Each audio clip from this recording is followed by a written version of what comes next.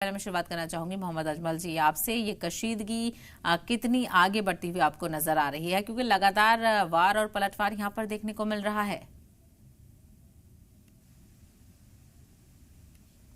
जी शुक्रिया। देखिए, इस जंग के इजराइल और ईरान के दरमियान इस जंग के ताल्लुक से जो सबसे अहम बात यह है कि ये जो जंग है, एक एक तो मजहब है, एक नजरियात है, जोग्राफिया है। तो इन तीन तनाजुर में अगर इस जंग को देखें और इसराइल और ईरान को हम एक मध्य मुकाबिल के तौर पर देखें, तो इसराइल का ईरान का इसराइल के साथ कोई बराबरी नहीं है। इसराइल एक पहाड़ की तरह एक ताकत है, तो ईरान उसके मुकाबले में मैं कहूंगा कि हाफ भी आधा भी नहीं है। उसकी वजह क्या है?